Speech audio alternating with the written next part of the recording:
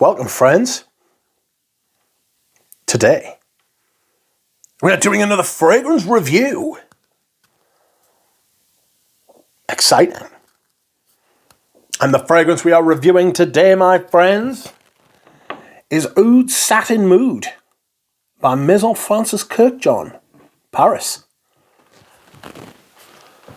Okay, so this review will follow my tried and trusty technique of telling you the notes, telling you which notes I get, and then just discussing the fragrance, as in when and how I like, you know. So, I am on the Kurkdijan website, and I'm looking at the notes. Now, the notes, if you've ever been on the website, are a bit of a bastard because it says olfactory notes, and then you've got to click across to each and every one, so please bear with me. Okay, so there's violet, geranium, oud, centifolia rosa, so rose, damascena rose, vanilla amber accord, and cinnamon.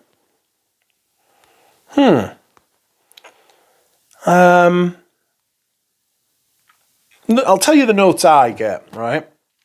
I get violet, I get vanilla, I get rose, and I get that ambery kind of,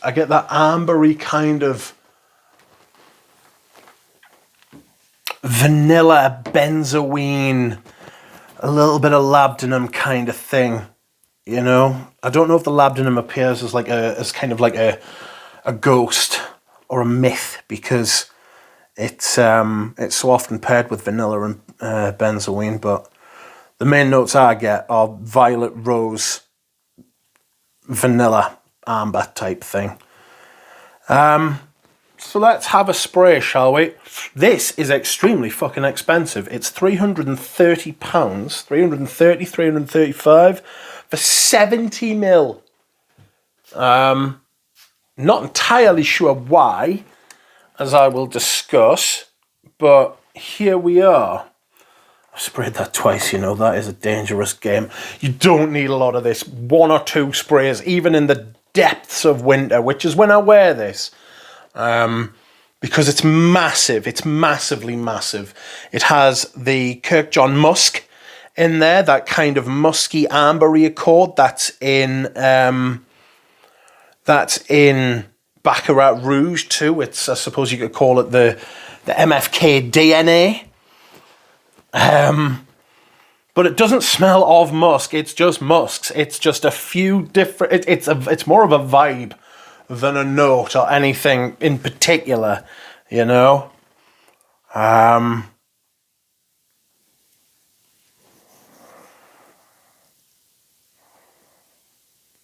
Okay, first off, I start with something a little bit floral, a little bit spicy, you know. I get a little bit of that cinnamon, I get a little bit of cardamom, but I get some violet and the rose as well. You know, the rose is quite green and crisp at this stage. It's punchy, but you can already feel this kind of creamy, vanilla, fresh, tangy, cardamom vanilla sort of thing going on. After about an hour or so, you lose that kind of green, crispy, fresh aspect to the fragrance. It becomes much more creamy and sweeter, and the colour of the rose starts to come through. You get that red hue, rosy cheeks kind of colour. Crispy, crunchy still.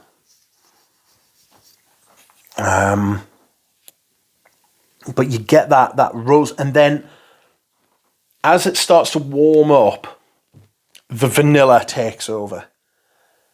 It becomes a massive rose vanilla perfume. Well constructed, well put together, smooth, but after that stage, that is kind of what you get for the rest of the perfume, except the rose dims a little and homes out of view, whereas the vanilla musk kind of base sticks around. I've got to be honest, I don't get any oud. I'm pretty sure when this came out, it was the height of the oud craze. In 2017 it was, I think this came out. The original Oud Satin Mood Eau de Parfum came out maybe 2014. I might be wrong. 2015, I think. This has got a bit more sort of creaminess. Could be from the geranium as well as the vanilla benzoin, ambery sort of thing going on.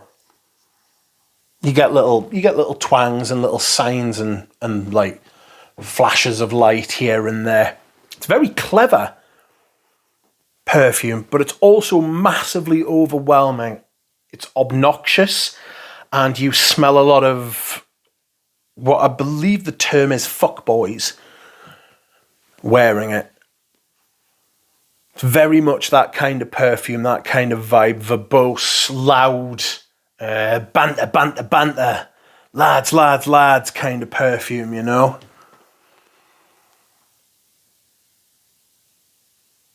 And I suppose they could have picked worse perfumes, because Baccarat Rouge is the drizzling shit. I hate that stuff so much. It's really bad. At least this stuff's got a little bit of character, but it's also... There's this phrase going around, there's this turn of phrase at the minute going around called stupid smart. And that's kind of what this perfume is. It's what stupid people think smart perfume smells like. And it's nice and all. And it's extremely expensive, so it'll make you feel clever. But it's not that great. I have it and I enjoy it once or twice a year. But that's it. It's a guilty pleasure for me. It's not something I'm going to be wearing all the time, and I wear it when I'm in that sweet tooth kind of mood, because it is outrageously sweet. Cloned to high fuck. It has got so many clones out there that it's actually disgusting, and I feel bad. Just buy the original thing. You're not, I mean, or don't, you know? Don't buy the original thing. Get something else. You know? Think outside the box. This perfume is coming up to 8 years old. I suppose it is 8 years old by years, but the original's 10 years old. The DNA's clapped. It's been done. It's over. To me, I use this much like I use Jean Paul Gaultier's Le Male Essence. Few and far between. But when you wear it, when I like it, it's really good for what it is. Like I said, massively overplayed, massively overhyped, massively overpriced. And I hope you will think twice before you buy it. That said, I do enjoy it every once in a while. And that's it, my friends. Thank you very much for watching, and I will see you all again soon. Bye.